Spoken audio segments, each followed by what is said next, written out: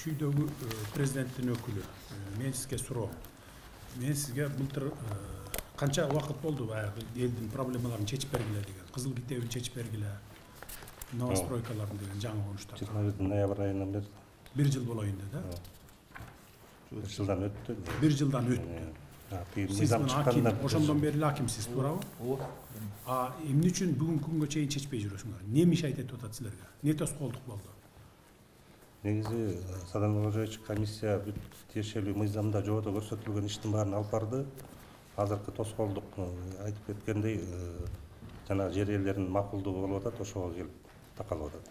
Комиссия азыр коомдук билдирүүдөн Сокулук районун айтып кетсек, Сокулук районунда 5800 коомдук билдирүүдөн даяр, бирок алардын жанагы жер ээлеринин макулдугу деген бар, ошого такалып турушат. Жок, положениеде сиздин айтымыңыз боюнча положениянын 27-пункту тоскоол болуп атат деп атасызбы? Ооба, эми жана жогоруда айткандай Садык Кожоевич 341 кишиге берипсиңер кызыл китепти. Кайсынын негизинде бердиңер аны? Кайсы документтин негизинде бердиңер? Алар эми баягы мамлекеттин жеринин негизинде бердик биз. Бул жерге даяр болгондор, алар бүгүнкү күндө 4298, анан 1000 бүгүнкү күндө мартта бүтөт, ошондо 5000 ачыгы даяр коомдук эмнеден чыгып, бизге ушу тоскоолдук болуп атканда баягы айткандай жердин ээлерин ушул биздин колдон 27 положениедеги 27 пункт туурабы? 27 пунктта анан эми ошонусунда баягы ээлери деген жер болуп атат. Эми албетте баягы положенияны даярдаганда дагы биздин өкмөттөн катачылык кеткен. 27 пунктту киргизбеш керек эле положенияга. Анткени ээлери 15 жыл мурун сатып кетип атат ал жерде. Туурабы же туура эмеспи? Туура. 15 жыл мурун сатып алып атабы? Сатып кетип атат. Ооба.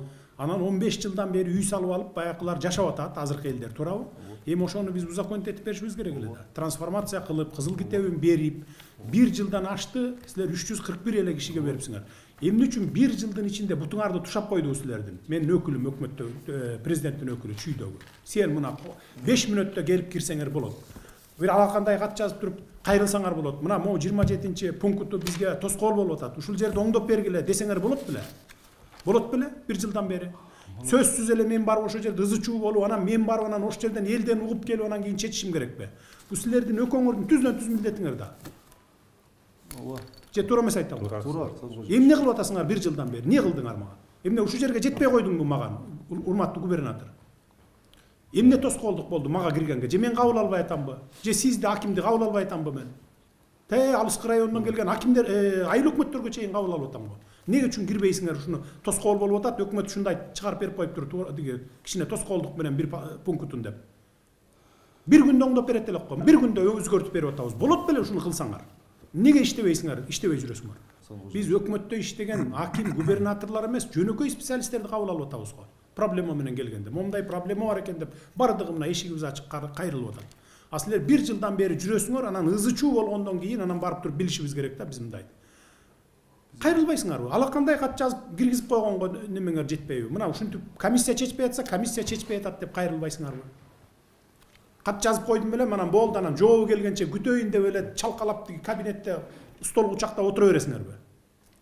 Иштеш керек да, иштеш керек. Ошо кагаз жиберип койсоң, кагазга бут жасап алып чуркашың керек аркасынан. Толтура специалисттериңер жүрөт, замдарыңар бар, бирөөнү бекитип берип койбойсуңарбы? Мына кара, ушуну аягына чыгарып тез арада бүтүргүлө мына кейдип. Тез-тез ишти тез-тез жылдыралы деп турупчу.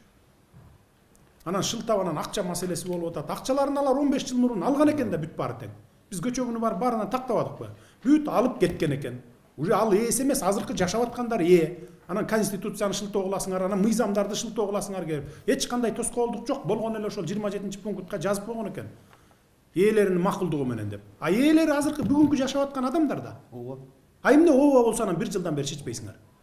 Мен 3 ай срок бербедим белем ошондо. 3 айдын ичинде, эң көп болсо 6 айдын ичинде чечип бергиле деп. 6 ай эмес 1 жылдан ашып кетти.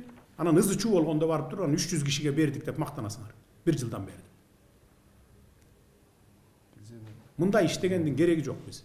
Бардыгынан талап коюп атабыз иштегиле деп. Акимдерге толук укук бергенбиз. Эгер иштебей аткан, тоскоол жаратып аткан, ушундай саботаж кылып аткан ылдый жагыңыздагылар болсо, замыңардан баштап өзүңөр алмаштырган укугуңар бар. Сунуш бересиңер, райондун жетекчилеринен толук өзүң алмаштырасың. Туурабы же туура эмеспи? Госрегистрди алмаштырып укпай атса, Кызыл китеп бергенге тоскоолдук кылып атса, бардыгын айыл өкмөттөн баштап бардыгын шыпырып туруп, кайра башкасын койгун жаңы. Бул сенин укугуң толук. Мурдагыдай депутаттар шайлайт деп отурбайсың. Эмне үчүн бердик ал укукту? Оперативдүү түрдө ушундай маселелерди чечип тургула. Элдин баарын Бишкекке келбесин, ошо райондон чечилсин деп силерге укук бердик да кимдерге. Толук укугуң бар мынакей азыр. Же туура эмес айтамбы? А укугуңарды жеке кызыкчылыкка пайдалансаңар, тим эле балекеттей пайдаланасыңар. Анан элдин, мамлекеттин иши келгенде эле анан тормозить этип жылдырбай эле анан артка тарта бересиңер. Кантип болсун ушундай иш кызмат кылган? Сөзсүз түрдө ызы чуу, анан кийин барып туруп ошол жерден анан президент барыш керекпи? Чечкиле да жергиликтүү бийлик, чечкиле да аким, айыл өкмөт, ага да укук берилген толугу менен. Президенттин өкүлү караш керек, куратор болуш керек, баарын координировать этип турушуңуз керек. Өзүңүз жетип барып карап турушуңуз керек. Проблема бүтүп, иш бүтпөй атса, тапшырмаларды берип, планды коюп алып, мына сен моуну монча күндө бүтүргүн, сен муну 1 айда бүтүр, сен муну 3 айда бүтүр деп туруп карап турбайсыңар буларды. Эми сиз жардамыңыз менен бүтүрүп атабыз, эми калган деле бүтүрөбүз. Акылбек Сөңүш дагы бизге тапшырма кайра Бүтүрбөй эле болду, болду. Бошсуңар өкөңөрдөн. Кызматтан бошойсуңар, ажыңар жазып берили азыр.